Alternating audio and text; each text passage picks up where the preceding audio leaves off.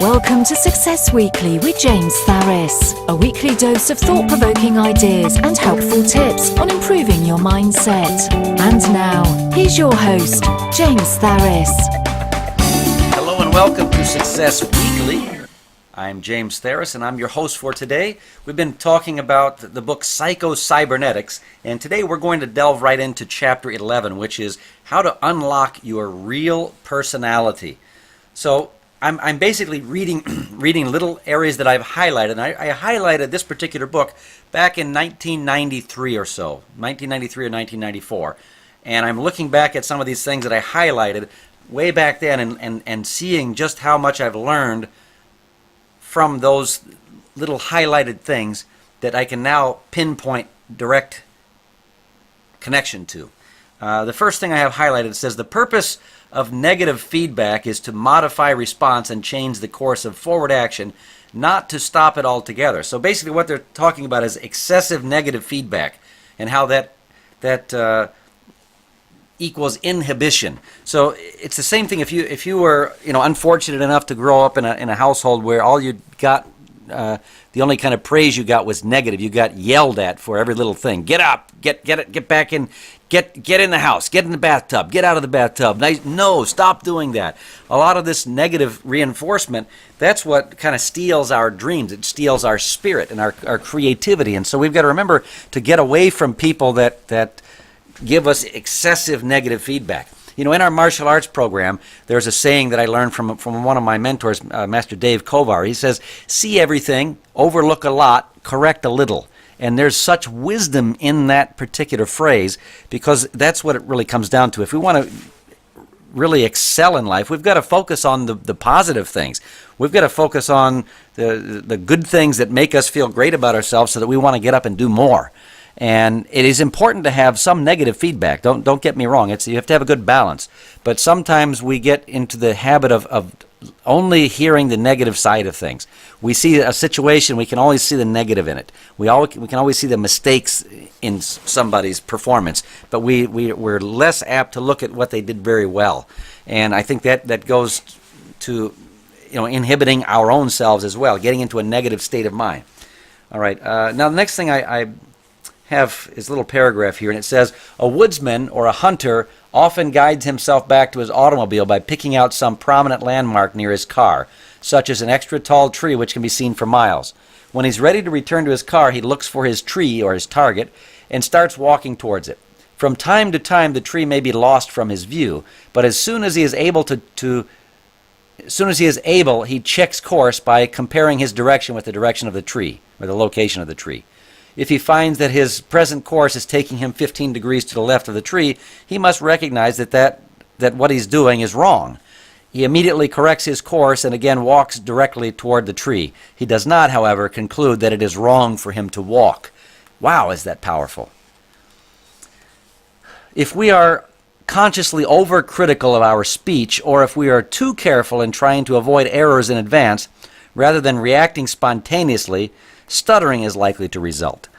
There was a period of time when I actually remember having trouble stuttering.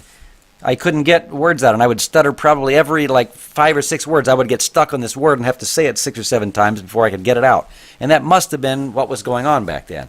I was too worried about how what I was saying was going to be perceived by the audience, and so I was very ginger about putting it out there and testing it, which really affected my ability to clearly and concisely say what I wanted to say, which probably made my presentation worse and may have been the cause of offending somebody at one point because it was misconstrued and I stuttered over something and couldn't get the right thought, and I put another thought in place of that because I couldn't think of the other one, and I ended up saying the wrong thing. I mean, it happens. Just as a bicycle chain may be too tight, so may one's carefulness and conscientiousness be so tense as to hinder the running of one's mind. That's a mouthful. The way to make a good impression on other people is never consciously try to make a good impression on them.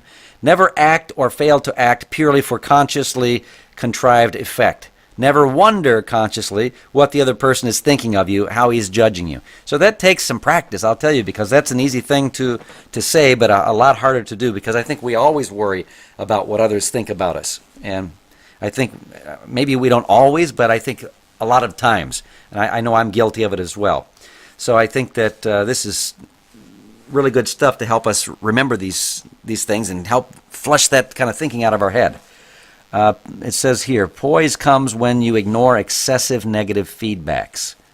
Poise comes when you ignore excessive negative feedbacks. Poise is the deliberate shunting aside of all fears arising from new and uncontrollable circumstances. Concentrated on developing more self-consciousness, feeling, acting, behaving, thinking as he did when he was alone, without any regard to how some other person might feel about or judge him. So it's basically telling you to grow a thick skin and let things just roll off your back like the water off of a duck's back. Conscience's job is to make you happy, not miserable. Our conscience's job is to make us happy, not miserable. The purpose of conscience is to help make us happy and productive, not the other way around. Wow. Okay. Start moving toward the goal, then correct any errors which may occur. Start moving toward the goal, then correct any errors which may occur. Now, if you've listened to any of my podcasts, you've already heard me talk about this philosophy that I live my life by, which is, it was just basically said there again in different words. And my philosophy on life is get the car moving and steer it later.